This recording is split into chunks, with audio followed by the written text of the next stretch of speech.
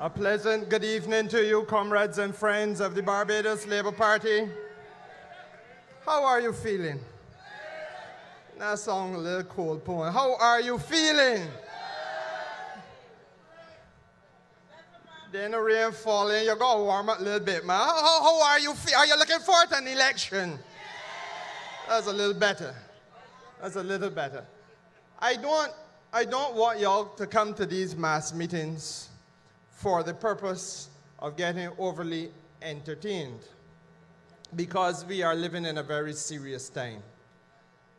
And I must tell you that I agonized long and hard about this speech that I am going to give you tonight, for the very simple reason that this week was a week that brought, for the first time in my life, a sense of deep despair and shame about the country that I am born in. For the first time in the history of Barbados, ladies and gentlemen, I want you to understand this is real. And for me, it is now becoming a little personal as well. And I will tell you why later on. For the first time in the history of Barbados, the United States of America, Great Britain, Canada, on 3 successive days, within the space, therefore, of 72 hours, our major source markets for tourism,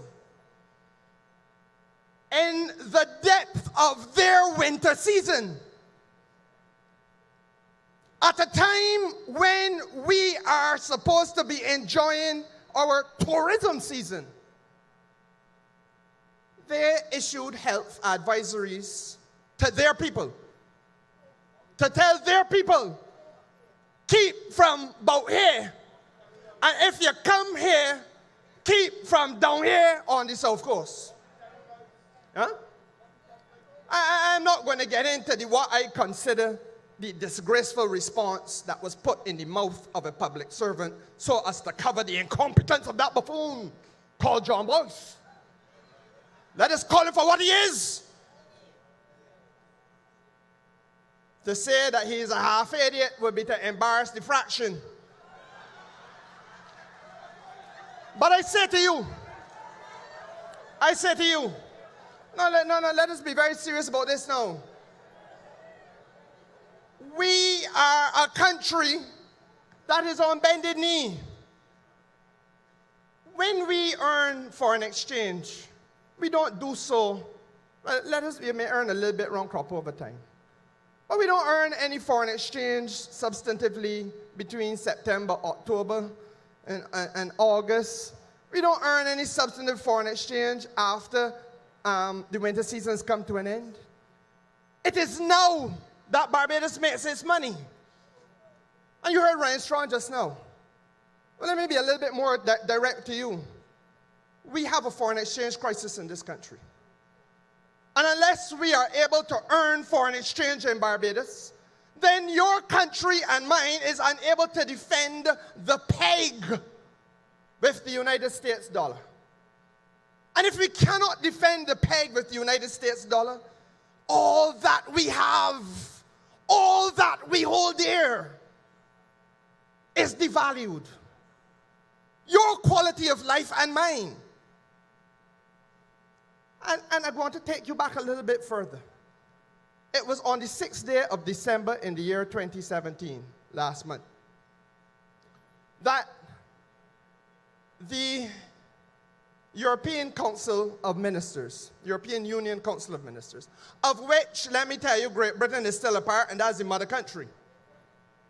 They blacklisted Barbados. Now, we rely on 2 sectors. One, our tourism sector, for the earning of foreign exchange, and secondly, the international business sector. The European Council of Ministers blacklisted Barbados as a jurisdiction which is not transparent and which facilitates international business companies in evasion of taxation. You understand? In other words, that we help them not pay taxes. That's what they say about us. And therefore, we're not the sort of jurisdiction that you should come and do business in. That is again under the Democratic Labour Party's watch with respect to a sector that must help lead us out of the mess that we are in. Am I making sense to you? You understand what I'm saying to you? And as though that were not bad enough, then on Friday morning, I woke up to hear that gentleman who is called the President of the United States being reported to the world. And I want to say here now to those people who get squeamish about basic facts, that he is being reported to the world that African countries and Latin American and Caribbean countries, and in the Caribbean he specifically mentioned Haiti, but we know Haiti in the beginning and the end of the Caribbean, are what he is reported to have described as shithole countries. And that immigration from down here to up there should not take place. Better look to Norway. Now, first of all, it tells me two things. One, it is a rallying call, which is apparently growing increasingly popular in certain parts of the United States of America for the philosophy of white supremacy. And that is something that we can talk about another time. But tonight, I want to say to you that when you look back to what the European Council of Ministers, which includes still Great Britain, our mother country, did on the 6th of December 2017, politician on planet Earth on Friday. He may also be the most foolish, but he is still the most powerful. You must understand that nobody out there cares about the well-being of Barbados anymore. We are not on the priority list of the world's major economies. We are not on the priority list of the world's major powers. In other words, ladies and gentlemen, we here got to understand that we paddle our own canoe. If it is not for us, then, and if we do the best we can, I believe we can swim collectively. But to swim collectively, we have to take the saddle off of our backs. The saddle of Democratic Labour Party incompetence. The saddle of Democratic Labour Party inertia. The saddle of Democratic Labour Party don't carishness. And cast that away and elect the very best possible political alternative in Barbados. It is not a time to experiment. There is no doubting the fact that for the last 10 years we have been treated like guinea pigs in a science lab. A government that had nobody other than David Thompson that had any cabinet experience at all was elected, and he up and dead. And then you had a whole set of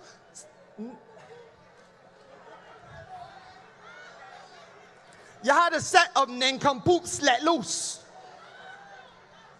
Like rats running wild, climb up on top one another, pulling one another back down.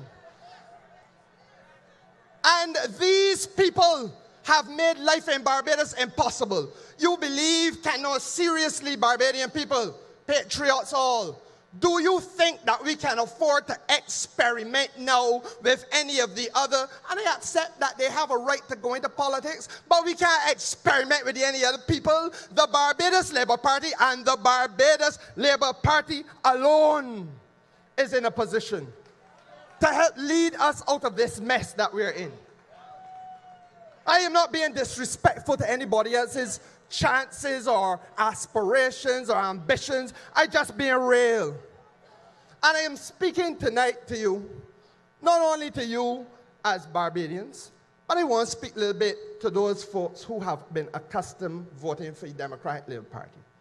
Because in Christchurch, we have to be honest. There have been some decent MPs from the Democratic Labour Party in Christchurch. None exist now. None exist now. But a chap, for example, like Sir Maurice King, who anybody would say is a decent fella. And if it was not for Symmonds, this country owes a debt of gratitude, because when a fraudulent invoice left Clico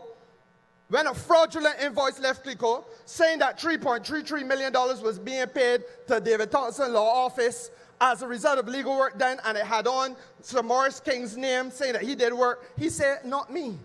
I was never party to anything so. I received no money and I did no such work, so count me out.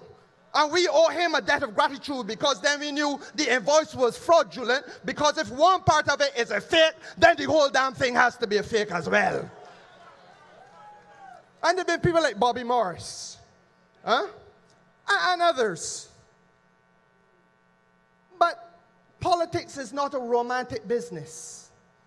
You're not hugging up and kissing up. Politics is real. It is what it is today, and it can shift tomorrow. And the Democratic Labour Party is a political party. Political parties, my friends, do not remain static. They change. They go through philosophical changes. Let me give you an example that all of you can see and agree with now. In 1863 in America, the 16th President of the United States of America was a man named Abraham Lincoln. He was the President of the United States of America, and he led the Republican Party. He proclaimed the end of slavery, emancipation of all black people held as slaves.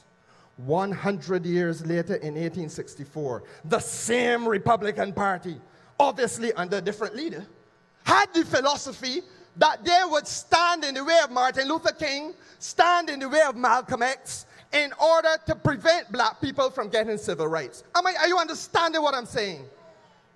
So that the philosophy of the party had changed. And if you believe that a party can't change, and that's the only example, there are others around the world. Conservative Party in the United Kingdom carried Great Britain into the European community. And the same Conservative Party 2 years ago created the circumstances for Great Britain to leave the Euro zone. So that political parties transform over time. And I want all of those here who know anybody out there who voted and has supported, and I see one or two in the audience that I know about too, the Democratic Labour Party. I want you to send this message. This is not a time to be emotional about it. Our Bar has done his day and gone along. God rest him, good and faithful servant. But this repulsive lot cannot be trusted with the reins of government again. It can't happen. I want you to understand why I speak to you in this way. The reason why we're here gathered this evening in this meeting, ladies and gentlemen, is because of the fact that for now 1.25 years, almost exactly, this coast, from Hastings all the way up to Maxwell, has seen feces, raw human excrement floating in the streets. You have seen pictures on Facebook and on WhatsApp videos. You have seen in people's household bowls of human feces. None of you want to wake up in the morning and find anybody feces floating in your living room or in your backyard. And it was drawn to their attention by Mayor Motley before the 1.25 years. You heard Ralph Thorne talk about 2 years ago. She gave from the short her number. And it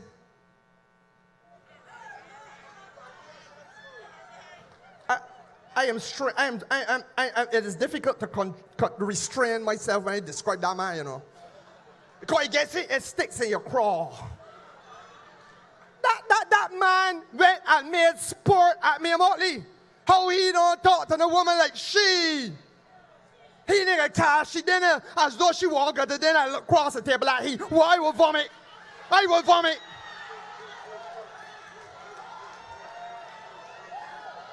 And the Minister of Tourism, who is charged under the law of Barbados to make sure that this country's tourism product is wholesome and developed. That little ignorant half of that nincompoop. I tell you, I went to school with you. I have had the painful experience of going to school with Richard Seeley. From the time he went in through Robert Street back door. And I know that he ain't a bright boy. So I know when Richard Seeley went and jumped in the water, carrying along this clown here, John Boyce, with him, right? I knew that, look, these people are just making sport with our lives. So it comes as no surprise to me now that we are in the position we're in today. But Ralph Thorne is 100% right. We can fix this. And there are those who, even as I speak, were you not here and watching it on Facebook, you will see a yard foul from the Democratic Labour Party saying the only talk, the entire solution. That's what they do. Go home and look at it, and you will see that they got some doing it now when you look at the tape again. And I'm going to say to you that were the Barbados Labour Party still in government, had there not been a break in 2008, this could not have happened, and I will tell you why. I will tell you why. In fact, even if Erskine Sandiford was in government, I want to be fair to him, it couldn't happen. In 1992, ladies and gentlemen, you must understand this, because when I saw John Boyce on TV last night, I said to my wife, you know, this man really thinks that we're all as ignorant as he is. We all must be as ignorant as he is. He rushed on TV, called a meeting tonight. When I left Parliament to join me and Motley and Wilfred Abrams last year at a town hall meeting down here that was held in a little snacket there on that beach, we left John Boyce drinking rum in Parliament. And he was invited to be part of the meeting. But that's a fact. That is a fact. But I digress. The point that I'm making to you is that we should not be in this position. We had, in 1992, Erskine Sandiford, let's be fair to the man, he led a delegation from Barbados to Rio de Janeiro to attend the first ever global conference on environmental sustainability and development. It is called the Rio Conference. That is a matter of fact. And in 1992, he came back home and created what they called an environmental protection levy, whereby, under a principle known internationally as the polluter pays principle, if you bring in tires into Barbados, and you know you can't get rid of tires without damaging the environment, you can't just get rid of them. So if you burn them, it's smoke and a lot of black smoke and fog and things. It'll put them in the landfill, it is problems. So what do you do with the tires? The importer has to pay a little cess on it because he is contributing to an environmental problem and he got to help pay solve it. That makes sense? If you bring in plastic bottles, under the same principle, you pay a little extra. And we told the nincompoop Sinclair, we said to Sinclair, Skipper, we know that you find it difficult doing maths. We're going to break it down for you in small things, feed you like if he's a 3-year-old. You got to treat him as though he's a 3-year-old. He is intellectually challenged. And we explained to Sinclair, do not get excited about the fact that CARICOM countries have complained that their imports coming into Barbados are not treated all in the same way or given a preferential treatment over the ones outside because we got to put on this levy. Because it is just a small dent in the terms of trade. Don't worry about that. But even if you feel that you have to do that for CARICOM countries, then let us do it to all. So there's no issue about disadvantage in CARICOM. The point is that everybody bringing anything into Barbados will be treated in the same way, because the first thing is not to bung behind the little change that CARICOM quarreling about, because much of them don't export the tires here. The important thing is to make sure that you keep maintaining a fund,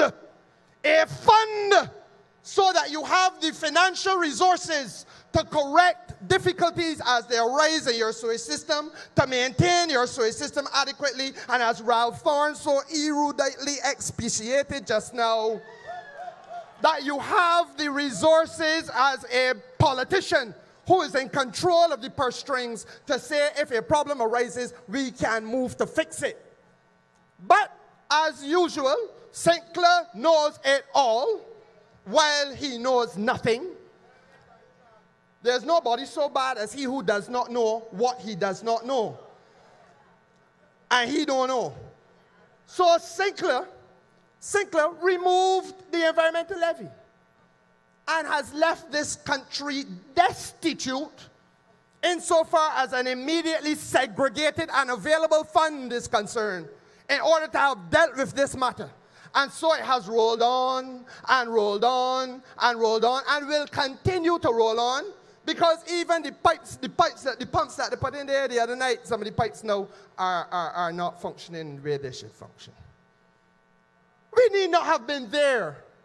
And the solution for those on Facebook who are the faithful few of the Democratic Labour Party, the solution is, what would we have done differently? We would not have been so foolhardy as to destroy the financial base that allows us to protect the environment in circumstances such as this. But I want to go beyond that. I want to draw your attention to the fact that the changes of the Democratic Labour Party, that which is now before you in government, that which you must reject totally, that is not something, as I said to you, that you can be emotional about. Understand what they are. Today we are dealing with a set of greedy men who have a repulsive philosophy about oppressing and repressing and suppressing ordinary people while they roll about on a cushion of comfort. That is what they are today. They're also people who practice a politics of preferential treatment.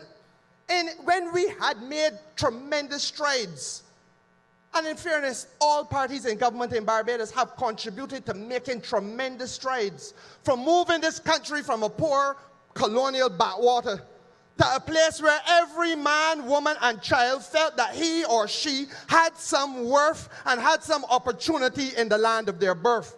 And more importantly, would be given equality of treatment. As recently as yesterday, I tell you, this has been a painful week for me. As recently as yesterday, on the back page of your paper, you would have seen that that which was previously a shed alongside Spring Garden Highway, storing cement, you know what I speak of. I want to know who it belonged to.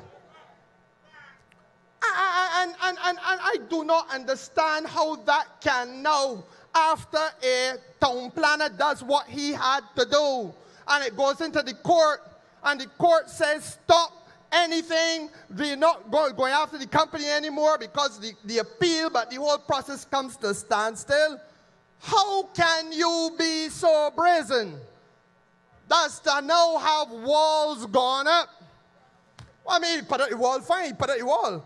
But the time will come when people have to deal with these situations. Because here in Christchurch, I got a friend, in fact, Santia, I believe he is in Santia's constituency. And one day, a month ago, maybe a month and a half, she had to run up to Maxwell because he got a call. Come now, town planning here. A young man, a young black businessman, not yet 50 years old. I don't even think he's 40.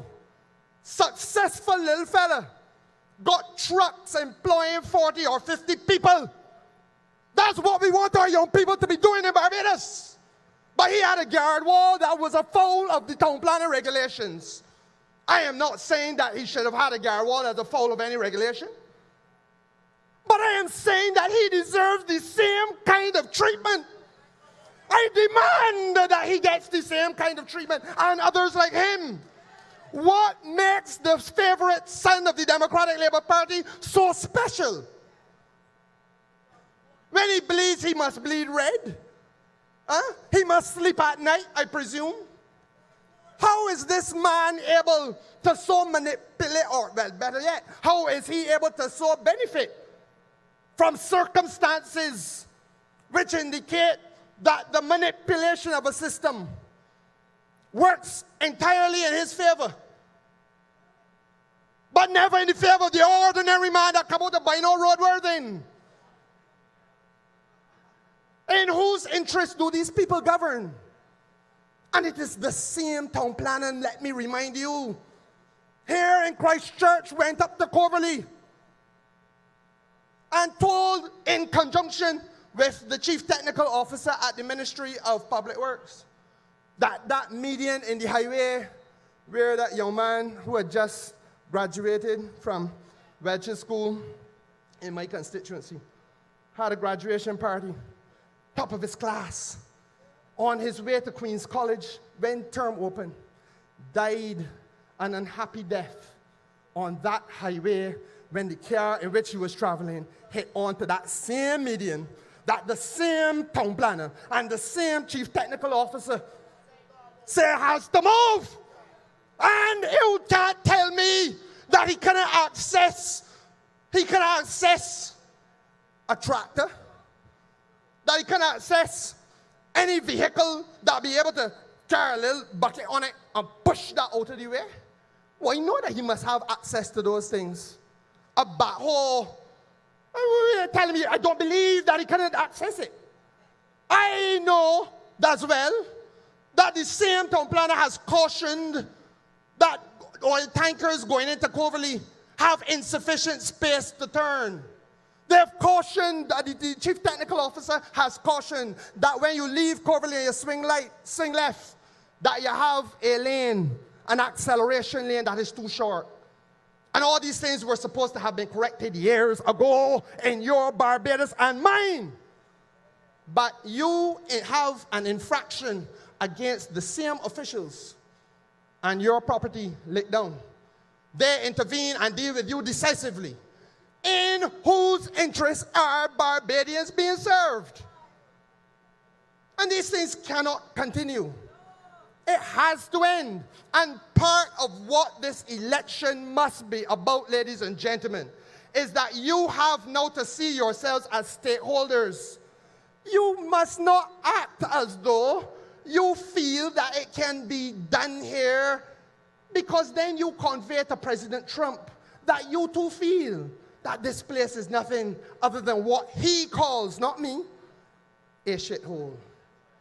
You have to demonstrate to Trump and others like Trump that you stand for something in the land of your birth, that there are standards that you are not prepared to depart from and you're not going to compromise about. And you can't allow these parasites and political prostitutes and opportunists to take this country and dismantle its hard-earned reputation. It is unacceptable. And I want to say to you, you know, it is here in this South Coast that we have seen the rape, the financial rape of this country taking place. And the people in Christchurch have to play a critical role in solving this problem. And I want to start you at the bottom of the course and work my way around. Because, you know, they got some people out here that have not done an honest day's work in 10 years. And you will see them driving luxury cars and big BMW X5 Jeeps and so on and so forth. I had two ministers out here. No, one minister in Christchurch. He had a BMW X5 Jeep driving about. Here the shout, we found that Transtech owned the vehicle, but he did driving it every day and every night. And I want to understand from the Prime Minister of Barbados, what's the relationship between the man that is driving Transtech's vehicle and Transtech? Why does Transtech feel so comfortable with Dennis Lowe that they were supposed to be giving him a vehicle to drive out day and night? Was he paying rent for it from the short? Was it a leased vehicle from the short? Is there any documentation that you've called for to demonstrate that there was an arm-length, transparent interaction between Transtech and Dennis Lowe from the short? You who are charged with responsibility for oversight of the affairs of the Cabinet of Barbados in a manner that is proper? In fact, while I'm here talking about BMWs, I saw one of my secretaries in this crowd, Miss Knight. Miss Knight, tomorrow morning, I want you to go into the office and pull the Samuels file. It deals with a matter of a wrongful dismissal. I want you to take out the evidence, the transcripts from the trial that dealt with the evidence of all two financial officers of the company in question, especially the part of the evidence that dealt with how BMWs were being purchased. And I want the evidence on the BMW X5. There's a man that they want to name to run against me. I want the evidence on the BMW X5. Put it on my desk in a folder, and I will refresh my memory on some of the things that the judicial officer had to say. Not now, ladies and gentlemen. At another time, I will go into greater details after the individual has been named as a candidate for the Democratic Labour Party. Because we have to deal with some of the things that are manifesting themselves, some of the people that are in public life who are like the feces out here in Worthing have submerged to the top. Right? And you got to deal with these things.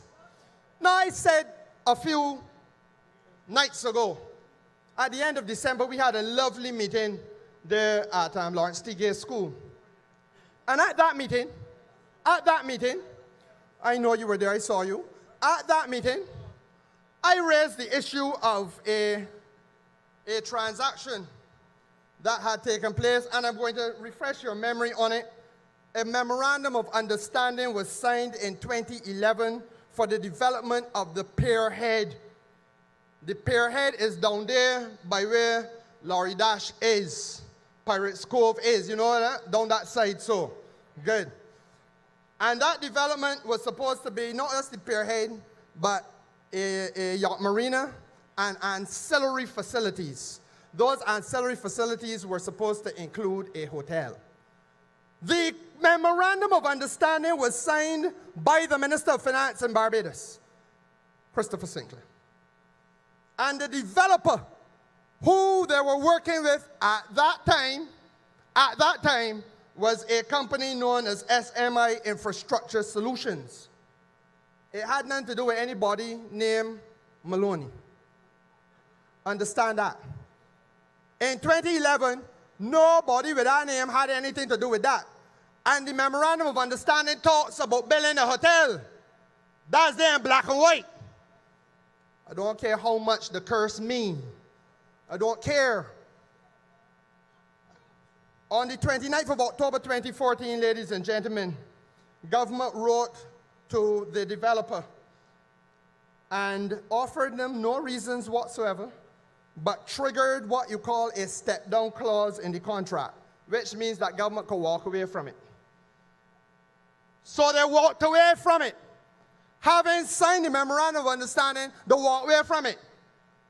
And now, more recent, you hear the name of the most favored son of the Democratic Labour Party getting called. That's what happened. That's a historical fact.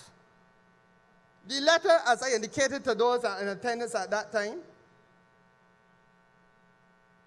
requested details of the money due to the developer, which would be SMI. And he wrote them back and said to them that they got 98 million Barbados dollars for him for that breach of contract. I told those in attendance at that time that I intended to walk you through the documentation chapter and verse, because you all here are, I believe, patriots all. We are in this vessel together. Black people came to Barbados in many slave ships, but we are in the same boat tonight. You understand? And I want you to understand what is happening in your name, because you must see yourselves as emissaries, ambassadors of truth and goodwill and justice in this country. And you must make it your business when you go to the gas station to talk to the attendant and make sure the attendant understands.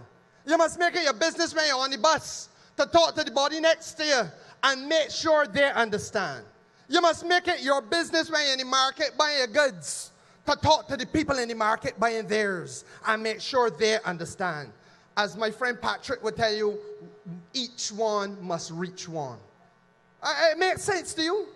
It makes sense to you? Because we can't put this on TV, we have no rights to CBC. CBC is owned by us as well, but we ain't got no rights to it because Francis Short is the Minister of Information and he is a tyrant. So, 23rd of February 2015, the developer wrote back. Remember, he got fired back in 2014, October. And he says, "Dear Sir, read Pearhead Development Project. I made reference to your letter of 29 October 2014 and our subsequent meetings and correspondence. Under the Memorandum of Understanding, the exercise of the step-down provision, which is the provision that allows government to just push them one side, may only take place if an implementation agreement has not been entered into with respect to a project. The Memorandum of Understanding requires both my company and the government of Barbados to use their quote-unquote best efforts to negotiate an implementation agreement for the construction of the marina. My company prepared and delivered drafts of an implementation agreement for your review and comment in both 2011 and again in 2012. To this day, there has been no response to either of these draft comments, despite your obligation to use your best efforts to negotiate in good faith and in a short time." I go on. I want you to understand how these people govern in your name. He went on to say, "The refusal to negotiate terms of an implementation agreement, despite your obligation under contract to do so, is only a part of a rather lengthy list of broken promises and lack of responsiveness to me by the government. Some of those are highlighted as follows. 1, government's failure to appoint a senior official to liaise with various government agencies despite repeated promises by the Minister of Finance to do so." So you are in a major development. You've signed a contract with a man and you refuse to appoint any public official for him to meet with in order to advance the project. 2, government's failure to obtain planning permission for the construction of the marina after all of 4 years.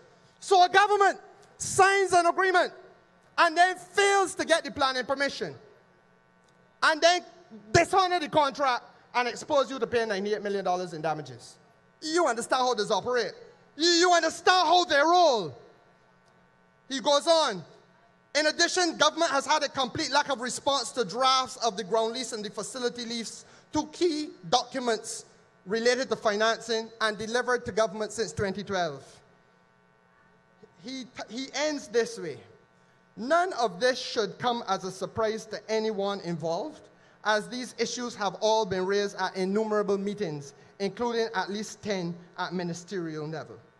Now I want to say to you, after you hear this, would you believe that he also then goes on to say, "I point to repeated requests by SMI," which is his company, "to step aside. I point to repeated requests to step aside from the project in order to facilitate a proposed arrangement between the government of Barbados and other agencies." Now, I ask you, again, in whose interest do these people govern? How do you enter into a memorandum of understanding which has contractual implications? And then halfway through, on the appearance of the documentation, for whatever reason, you ain't like the body that you're in bed with. So you decide then got to get out the bed because you want to enter into relationships with somebody else. And then they have to pay them in law to compensate them. But it ain't coming out of your personal piggy bank. It is coming out of the treasury of the people of Barbados. And the people of Barbados are not exposed to $98 million because of recklessness and lawlessness. And this was raised, I believe it is correct to say this must have 7,000 Facebook viewings in this country since I raised it.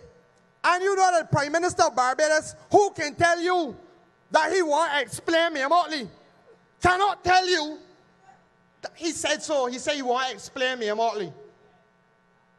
But he can't explain why you have been exposed to the liability of $98 million at a time when your country is on bended knee financially. You understand what I'm saying to you? And that is at the bottom of the South Coast. So let me come a little higher now by the Hilton. Because it was in November of this year that again, this Labour Party, I tell you, the Labour Party is doing all the work. The rest of them are around because I believe they must feel there's some sort of economic fortune. I believe they must feel there's some sort of lucky dip that you just drop your hand in and come out successful. The Labour Party is doing the work, bringing the news to you, bringing the facts to you, letting you understand what is happening in this country and why it is so hard for us to get out of the mess we're in. We raised the issue of the Barbados Hilton, ladies and gentlemen. And I remember doing another one of those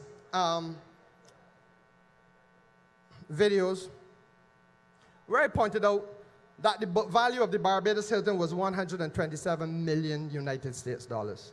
That is the book value. Nobody knew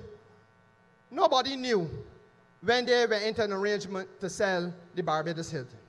To this day, you heard about this last year at the end of November. To this day, your Prime Minister and your Minister of Tourism have not had the common decency to speak to you on this matter. But they are telling you that they're in election mode. And then you have a strange breed of Barbadian who is coming up now to say, look at me here, I want to run. I want to run against Mia Motley. I want to run against Kerrie Symmonds. I want to run against Ronald Topping. People who through all of this for all the time feces flowed in the like rivers in Worthing. For all the time that we talk about corruption and disgraceful behavior in government, not a word out of the mouth of any of these rancid political opportunists. Huh? But now all of a sudden they are on board. In what purpose and in what interest do they come? In what interest does somebody arrive in January to say that they're coming January 2018, to say that they're looking to contest an election in Barbados in 2018 before May, when they must know that all that they are coming to support in the Democratic Labour Party has been wrongdoing and pain inflicted on the people of this country? What kind of human being would do that? What manner of human being could be so base? But I go further. The sale price at the Barbados Hilton is supposed to be $80 million with a value of 127 million US. So therefore, you're talking about a loss to this country of 47 million United States dollars. But at the same time, they're telling us that we are short of foreign exchange. At the same time, they're telling you, you're going to punch in another hole in your belt. At the same time, they're telling you that they can't find money to send your little children to university, man. The country is on bended knee. And then the financial recklessness of the process. With a sale price of $80 million, the debt due on the Hilton, because the Hilton is encumbered. The Hilton is encumbered. There's a debt that they got to pay. Borrowing money. 62 million United States dollars in debt. But you can sell it for 80 million? But that means that what you're getting after the patrimony of Barbados has been given away, after the finest piece of real estate on this, of course, and arguably on this island, has been given away by Richard Seeley and Frandel Stewart, you are being left with 18 million United States dollars. Of course it is no money, and I ain't done yet, because the National Insurance of Barbados is one of the creditors. And they have, let me put it this way, Needham's Point got a board of directors, National Insurance got a board of directors. And I have seen the papers of both boards, are all to agree that National Insurance debt ain't get included there yet, and that is $30 million national insurance. Your national insurance is exposed to $30 million, Barbados, out of the 36 million Barbados dollars that will be left back. You understand what I'm telling you? So we are basically left naked. You're basically left naked. And I ain't done there. I want to come a little further up the coast. This coast has been the mark. Let me tell you something. If in criminal law they say, let us go to the locus in co, the place of where the offense has taken place, we got to bring all the Barbados to this coast. because there's a place out here called Blue Horizon, a little further up, that they wanted to sell for $5 million and may also have sold. Because again, the Prime Minister of this country does not tell you if your thing is sold or not. It is the property of the government though. It is part of the gems. The Prime Minister must know it's the property of the government. And I wake up in the morning and hear that it had a value of $17 million. You heard that too? And did you also hear, like I heard, that it gets sold for $5 million? Who really is to tell us whether or not planning permissions were given? Because in all of this thing, every time I hear planning permission, ladies and gentlemen of Barbados, the Minister of Town Planning in Barbados is Franda Stewart. Let us not get on as though we don't know that the planning permissions have to pass under his watch. So Franda Stewart, you need now to open your mouth and talk a little bit. Wake up from the seeming dead and explain to us whether or not it is true that planning permissions were given along with the sale of the Blue Horizon Hotel without consultation of the people in the area. Franda Stewart, is it correct or is it not correct that Blue Horizon's new owners will have a planning permission to go across the road onto Accra Beach and also to go up 8 stories? Talk a little bit, Franda Stewart. Talk a little bit. And I don't know how much time I got left, because I want to go further up the coast. I want to go further up the coast. Because I got to get the sandals. Because you know, all of the disequilibrium in the tourism sector is born out of favoritism created. Favoritism created, where a set of hotels in Barbados have been struggling. And then you come and give away the baby, the bath water, the bathtub, the pipe, everything you give away to Butch Stewart. $500 million in concessions, and he is not to pay a tax in this country for 50 years. And there are small hotels that have been keeping people employed in this place for so long. Ladies and gentlemen, these things are wrong. They are vulgar. They want stopping. And you must see yourselves as the stakeholders in this country who are empowered under law, under the constitution of this land of your birth, to bring a screeching halt to this rancid and rampant political lawlessness and get the back of the Democratic Labour Party out of the people's, we call it headquarters cabinet office, where they do nothing but loiter. Where they do nothing but loiter. And I want to say on the closing note, it is not going to be a happy ending. Because when this is all over, and you have blessed us with the opportunity to take the reins of government, we must now have a foreign anybody, or whether there are a group of persons who have been unjustly enriched in the processes. And if there are, there must be hell to pay. Huh? You go follow the money. I am saying to you tonight that this Barbados Labour Party is standing uncompromisingly in the breach. We are at the vanguard of a movement to advance the interests of you, the people of Barbados, and to protect the money of the people of Barbados, to protect the integrity of the people of Barbados, protect the reputation of the island of Barbados, protect the image of the country called Barbados. And there is no political entity, no fly-by-night nincompoops, no long-standing desperados who are going to stand in our way. We will do what we have to do for you. I wish to wish you good night, and God bless you all.